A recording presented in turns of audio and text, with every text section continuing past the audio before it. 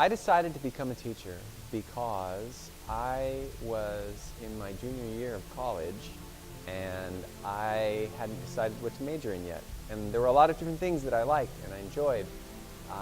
But I had a conversation with my grandmother on the phone and she said, "Paul, I think you would be really good at teaching. In fact, I think you could teach drama and you would really enjoy that." Because I had been in a lot of plays in high school and in college. And so I thought, well, okay, I'll try it. And I started taking education classes. And that was 20-some years ago, and here I am today. So I am not only a drama and acting teacher, but I also teach English. And I actually, when I started out, they told me I needed to have something besides theater because it would be really hard to find a job just teaching theater. So I decided to minor in English, and I'm really glad I did because I love teaching English. I really enjoy literature, and I just finished To Kill a Mockingbird, which is one of my favorite books, and I just loved reading the ending of the book every time. It's amazing, and so I'm really glad that I decided to do English and drama. This is my 26th year at Mount Vernon High School and my 28th year overall. I started out in Spokane for 1 year, and then I was in Moses Lake where I grew up for a year, and then I came to Mount Vernon in 1990, and I'm still here. Students have done a lot of sweet things over the years. I thought about this question, and I was thinking it's really hard for me to pin down one thing because I actually have a drawer full in my desk of notes from students from many years, and photos and letters that they've sent me, and I have folders of notes and letters and things from students, and I feel like I've been really lucky as a teacher because I've had a lot of students remember even years later and see me and say, "Oh, yeah, you were great, I enjoyed your class."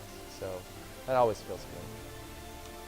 Oh, as a child, my ideal job, I actually wanted to be a radio DJ. I remember visiting a local radio station and watching the guy talking on the air and playing records. At that time, he played records. I'm old. And I thought, oh, that would be so great. I never really did it, but I did teach a radio broadcasting class for a couple of years back in the 90s.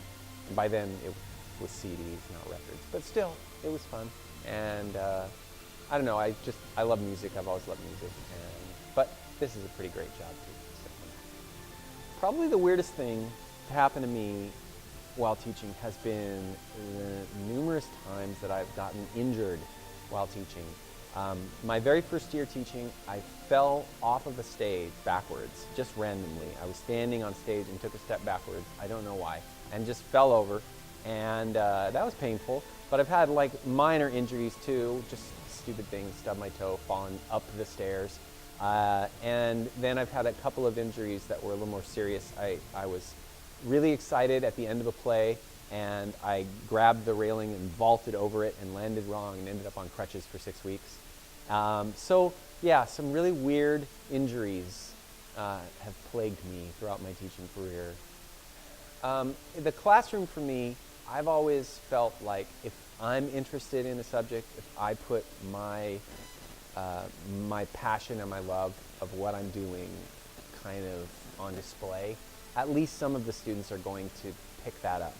And so I try to generate like interest and enjoyment among students of the subjects that I teach, but I guess I don't really fake it. I mean, I have to really care about what I'm teaching, and luckily I do teach things that I really care about, and so I'm able to display that, how much I care about them, and I'm not just up there pretending. I don't know how I would do in a subject that I didn't really care about. That would be really hard because I have to care about what I'm teaching. The first thing that comes to my head when someone talks about acting is probably for me how my ideas about acting have changed. I think when I started out, when I was young, maybe before I became a teacher, I saw actors as being sort of these magical, special people that had all these amazing gifts that were up there.